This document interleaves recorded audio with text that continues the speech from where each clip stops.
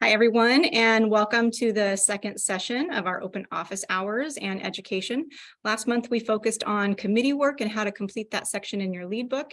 And today we're going to be working on advanced skills. And the person who is going to be presenting this information is Ina Reynolds. Ina Reynolds is our neuro ICU educator, and I will let her give a little bit more of a background and then she will begin.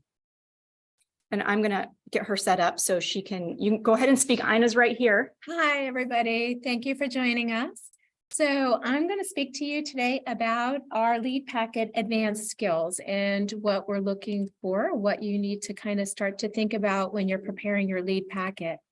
So first, when we talk about skills of nurses and advanced skills, am I good? You're good. And then you can just advance along. Okay. So when we're talking about skills, we have different classifications of skills. So we have what's called hard skills, skills that are learned through formal education or training. Hold on. Oh, no, you're good. I unmuted on here, but I'm muted up there. I confused myself. Everyone, I'm so sorry. And that's okay. My bad. And soft skills. And some skills that we have come naturally just with experience as we work in different units and we travel. And we just have had different opportunities during our career to do that. So I just kind of wanted to point out that that is something to just think about as you move through your career. So in the lead packet itself, there's a sheet that says advanced skills to documentation form. So this form, you would need to fill out the name of the skill and yearly competency required. But I first want to just talk to you a little bit about an advanced skill. Again, requires special education. It's something that's not just part of your orientation or an expectation to work in your unit. So this is something that you go and have formal training or education to do. It allows you to take care of a certain patient population that's unique to your, not unique to your unit or a specialty within your unit. It's within your nursing scope of practice and not part, again, of the standard for all of your staff on your unit. So there are some things when you look at that advanced skill that you're going to say, boy, why is that advanced skill something that a certain unit can use, but neuro ICU, I can't use that as a skill. An example would be EVD management, and that's because EVD management is part of all of our nurses' requirement to be able to manage those patients. But in some units, they see very few EVDs. It would be considered a specialty skill. We need you to provide the checklist from Pathways or pathway validation that you either had the training or that you've completed an on-the-job training. That means a certificate was given to you after you provided and performed the skill that you're using as your advanced skill. And then we sent you the advanced skill list, which I'll go over in my next slide, just to kind of give you guys just, it timed out, Brittany. Continue. On my part.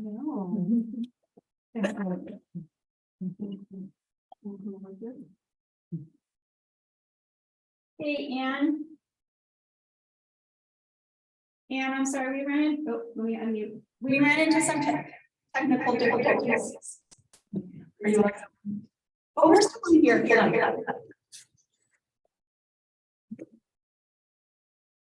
Defer. Every time something happens, we're still recording. Okay. There you go. All right. I'm going to move to my next slide, which is really the list. And this should be, you all received this list via an email, or you can refer to your educator if you don't have the list or have any questions. But just to kind of go over what the advanced skill opportunities are for your unit so that you know, and you can start working on those. If it's something that you are interested in doing and you speak to your leadership team and say, I would like to take the ultrasound IV class, for instance, we can always register you for the class and start working on that if that's your goal for this year, to have that as an advanced skill in your lead packet. So again, this, I just wanted to emphasize that within Pathways itself, you're going to find a lot of that supporting documentation for some of your advanced skills. So if it's a class like a rotaprone class where you learn to not only manage those patients, but manage a specialty bed, when you took that class itself, it's documented in your pathways, the date that you took the class and that you attended the class.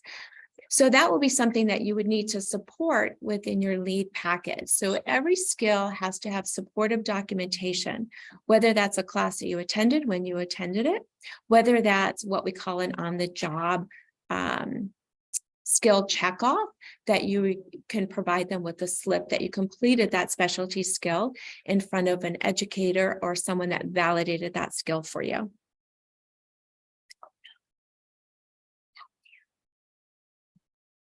All right, you guys, help me out for just a second.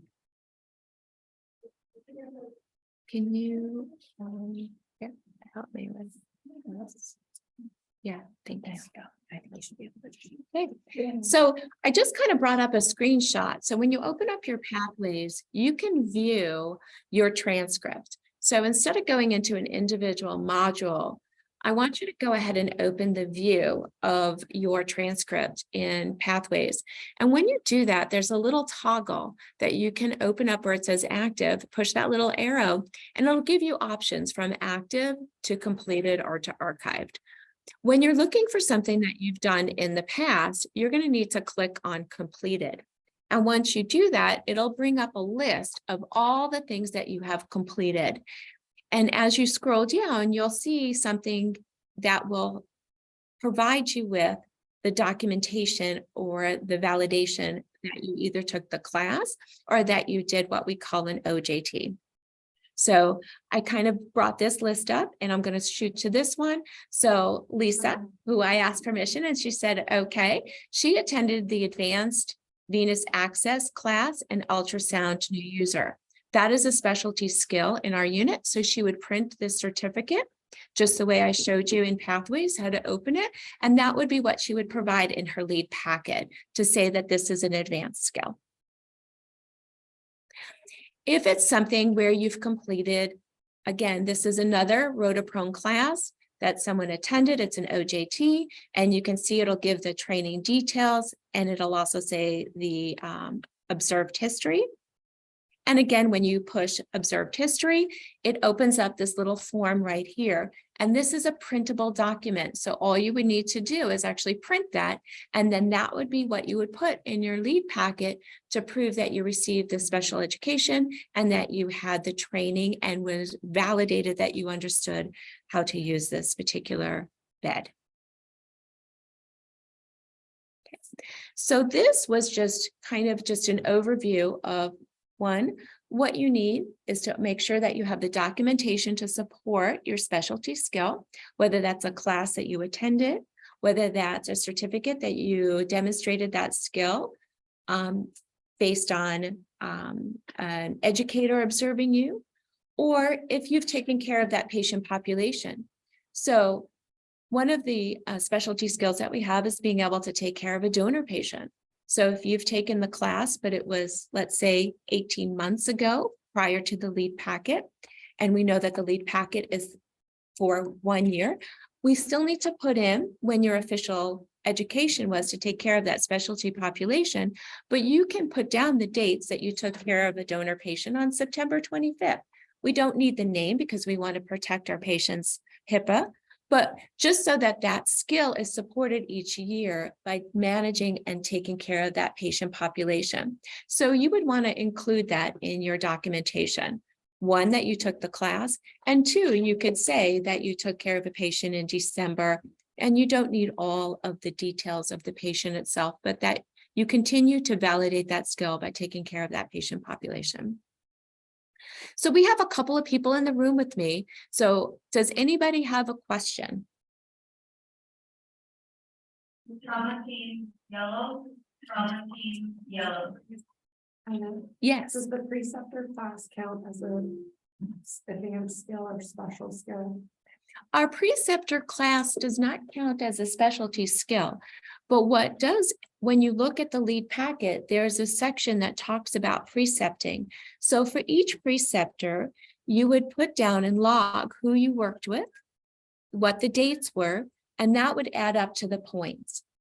I highly recommend, and I know that we haven't gone through this in our series yet, but one of the easy ways to track when you're working with a new hire or you're working with someone precepting is to use your Google email or your Google Calendar to document those dates and who you worked with. That's a really great way to remember on certain dates so that when you turn in your lead packet, you can also put down that I worked with, let's say I worked with Katie on these dates. My calendar, then I would go back and know the dates that I worked with Katie, and that kind of helps me keep track. I use the same system when I take care of a donor patient, or if I take care of a patient, a pentabarbital patient. That's a great way for you to track that as well, to put that on your Google Calendar. Then when you're putting your lead packet together, you know the exact dates. And we do keep a record when assignments are made, which nurses were in which rooms. So that's also a great way, but harder to access that. But it is nice to support it with the dates that you handled that patient population. Any more questions? So please reach out to your educator to review the specialty skills that are on your list.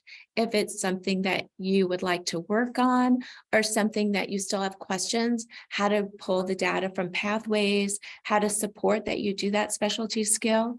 And most of all, I want to challenge everybody in the lead packet. What are some of the things that we are doing in the units that really maybe we should start to look at as a specialty skill? There are things maybe that a couple of people do on that unit, but not everybody does, that we might not know about, but you guys do. So for me, that's an important part of making sure that this list really represents all the amazing work that you do, all the extra training that you go through. So let's make sure that we're capturing all that for you guys as well.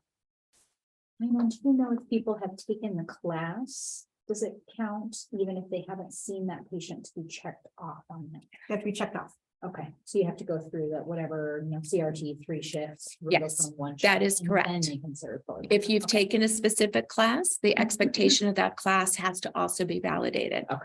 So By the time they turn their lead packet. correct, by the time they turn in the lead packet. We do know that some of these specialty skills are very low frequency patients. And that, yeah, and I can balloon pump in the neuro ICU as a specialty skill.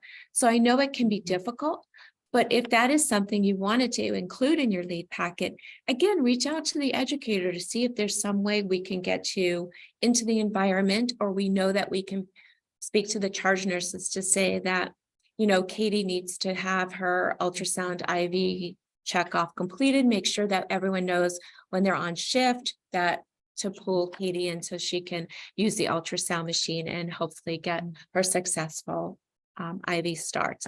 So that can be something that you share with the charge nurses, that you're still needing to take care of those patients so that you can complete the requirement for that specialty skill. Okay, everyone, with that, we're going to go ahead and stop recording. Ina, thank you so much. And Anne, do you have any other questions related to lead?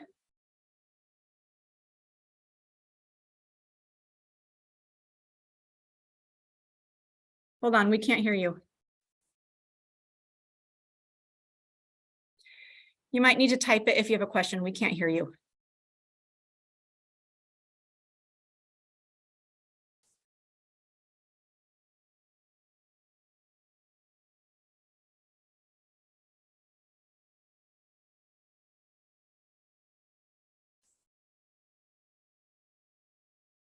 Oh, let me stop recording.